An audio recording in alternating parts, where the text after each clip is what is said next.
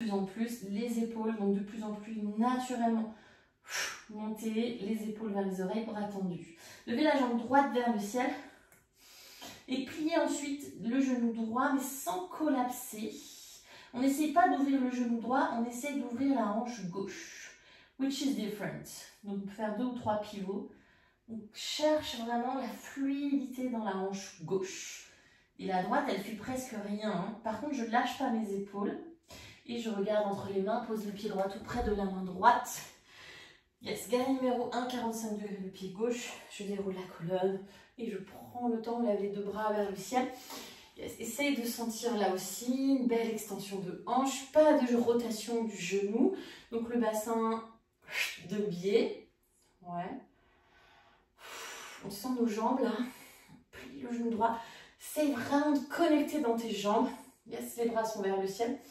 On peut relâcher le bras droit ou attraper au départ au-dessus ou en dessous du coude pour pencher à droite. Et c'est vraiment de trouver cet allongement dans le flanc gauche. On peut relâcher le bras ensuite. Mais c'est mieux d'aller d'abord en haut, sur le côté. Je relâche le bras droit mais pas le bras gauche. On a une posture de Shiva un peu sympa, j'adore. Le bras droit va devant et le bras gauche va derrière. Donc je change les bras et je change les jambes aussi, comme quand je marche. Naturellement, le genou gauche vers le coude droit, like Shiva. On peut le refaire si vous voulez, si c'est pas clair. Comme quand je marche, tac, tac, tac, Shiva. Et je vais raser le sol. Le pied gauche passe tout près du sol. La main gauche tout près du sol. D'abord, je suis en fente, je suis vraiment tout près du sol. Je viens croiser les mains pour faire Skandasana. Oh oui. Là. Bien sûr, on étire nos jambes, mais on ouvre aussi notre hanche gauche vers l'extérieur. Notre genou droit est tourné vers le ciel. On est notre premier Skandasana, on garde le bout des doigts sur le sol. Puis je reviens les 2 mains à l'avant du tapis, lézard. Pour le premier tour, posez le genou gauche dans le lézard. Avancez un tout petit peu la main gauche. Pointez le pied gauche derrière vous. Coude droit à l'intérieur de la cuisse droite. Comme si je voulais tourner mes tissus. Comme si je voulais tourner mes muscles vers l'extérieur, mes petits tissus. Et je regarde au-dessus de l'épaule droite. That's my psoas. Ok. On va s'arrêter là. Presque là. On va quand même faire une petite planche sur le côté pour le premier tour. Donc remontez sur votre jambe gauche, pivote. Alors la planche côté, elle est faite exprès. Mon pied droit, il est assez près de mon pied gauche, vous voyez. Je ne suis pas en reverse. C'est pas vraiment une reverse très ouverte au niveau de la hanche. C'est une reverse assez fermée. Okay, donc vraiment gardez ça dans un coin de la tête, vous allez comprendre pourquoi. Le pied droit n'est pas très loin. Je fais une banane, je retrouve ma posture de Lakshmi. Éventuellement ma main droite touche mon épaule gauche. J'ouvre vraiment le flanc droit. On s'arrête ici, plancher de chaturanga, peut-être le genou droit vers la poitrine, un chaturanga ou un chaturanga à 3 pattes ou un chin stand, everything is possible. Chien téton, peut-être du premier coup cette fois-ci inspiré. Chien tête en bas, j'ai reposé les genoux. Ah, j'ai pas de tapis. Levez la jambe gauche vers le ciel. On plie le genou gauche, mais ça ne lâche pas. Okay, mon genou gauche, il ne s'ouvre pas. On s'en fout du genou gauche. Par contre, c'est ma hanche droite qui pivote. Trouve ça. Amuse-toi. Mets de la fluidité dans le côté droit. Le côté droit, le côté de l'intellect. On met de la fluidité, on veut des émotions qui circulent. Pourquoi? Parce que si l'émotion ne circule pas, elle se bloque quelque part. Et elle ressort pas au bon moment, tu vois.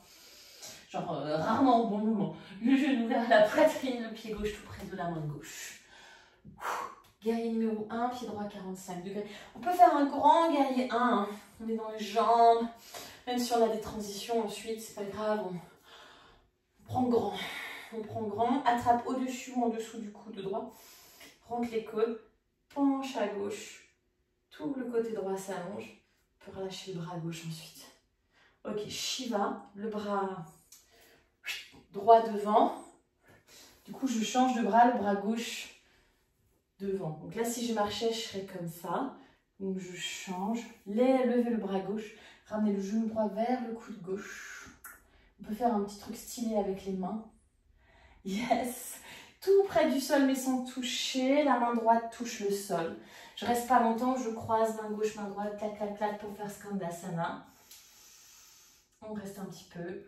On bouge, pareil, on met de la fluidité. Fluidifiant, fluidifie, fluidifie. Respire. Et on revient. Lézard, on pose le genou droit.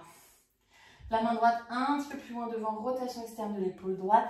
Coude gauche, avant-bras gauche. En fait, c'est comme si je voulais vraiment masser, tourner, pas mon os, pas mon genou, mon muscle. Pointer le pied droit. Voilà, avec la main, je fais vraiment ce massage. Je tourne la peau vers l'extérieur.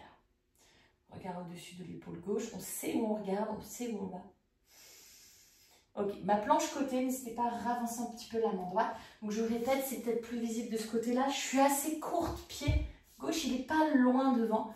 Pied gauche, il est presque, ouais, il est vraiment proche de mon pied droit. Ok, sans s'effondrer, monte le bassin, bras gauche, long de l'oreille gauche, optionnel, la main gauche attrape le bras droit. Encore plus, encore plus, encore plus.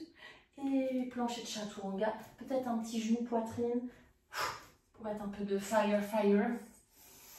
Chien tête en haut, chien tête en bas, votre rythme. On se retrouve toujours en chien tête en bas, c'est notre